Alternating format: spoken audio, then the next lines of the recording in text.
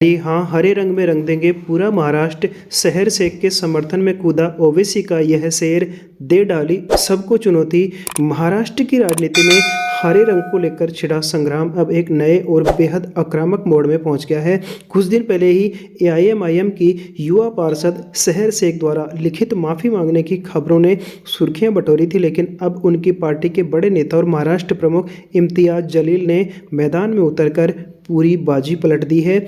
जलील ने न केवल शहर शेख के विवादित बयान का खुलकर समर्थन किया है, बल्कि विरोधियों को ललकारते हुए कहा कि शहर का बयान पार्टी का बयान है। उन्होंने कड़े लहजे में साफ कर दिया कि एआईएमआईएम आने वाले समय में मुबरा ही नहीं बल्कि पूरे महाराष्ट्र को हरा करने के मिशन पर निकलेगी। इस तीखी बयानबाजी ने मुंबई से लेकर दिल्ली तक के सियासी गलियारों में एक बार फिर से आग लगा दी है। पार्षद शहर शेख को पुलिस द्वारा भेजे गए नोटिस और बीजेपी नेता किरीट सोमैया के दबाव के बाद माना जा रहा था कि मामला शांत हो जाएगा, लेकिन इम्तियाज जलील के ताज़ा तेवरों ने साफ कर दिया है कि यह तो बस शुरुआत है। जलील ने शहर शेख के खिलाफ हुई कार्रवाई पर सवाल उठाते हुए इसे सरासर नाइंसाफी बताया। उन्होंने पुलिस प्रशासन को आड़े हाथों लेते हुए पूछा, आखिर किस कानून और किस धारा के तहत एक 22 साल की शिक्षित लड़की को नोटिस जारी किया गया है। जलील का कहना है कि शहर ने कोई गुनाह नहीं किया है और पार्टी पूरी मजबूती के साथ अपनी बच्ची के पीछे खड़ी है। उन्होंने उन तमाम लोगों पर भी निशाना साधा जो शहर के बयान को सांप्रदायिक रंग दे रहे थे। इम्तियाज जलील ने अपने बयान में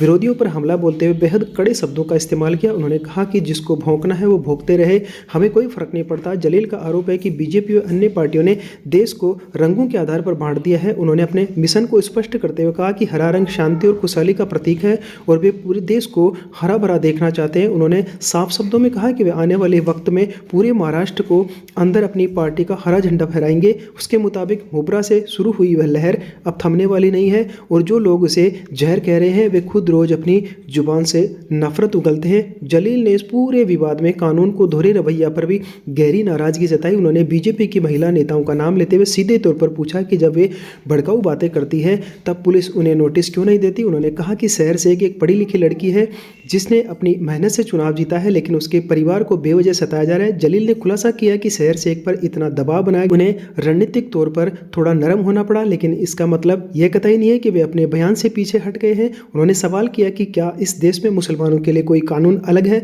इम्तियाज जलील के इस आक्रामक रुख ने महाराष्ट्र की आगामी राजनीति के संकेत दे दिए हैं। जहां बीजेपी शहर शेख की माफ़ी को अपनी जीत बता रही थी, वहीं जलील के बयान ने इस मुद्दे को फिर से जिंदा कर दिया है। जानकारों का मानना है कि एआईएमआईएम अब इस मुद्दे को लेकर आक्रामक तरीके से जनता के बीच जाएगी और इसे एक समुदाय विशेष को टारगेट करने के हथियार के रूप में इस्तेमाल करेगी। अब देखना होगा कि मुख्यमंत्री एकनाथ शिंदे और देवेंद्र फडणवीस की सरकार इस खुली चुनौती का जवाब किस अंदाज में देती है। क्या हरा बनाम भगवा की यह जंग महाराष्ट्र में वोटों के ध्रुवीकरण का नया जरिया बनेगी? खैर, इस पर आप अपनी क्या राय रखते हैं प्लीज़ हमें कमेंट में जरूर लिखें। हमारे चैनल पर नए हैं तो प्लीज़ चैनल को सब्सक्राइब जरूर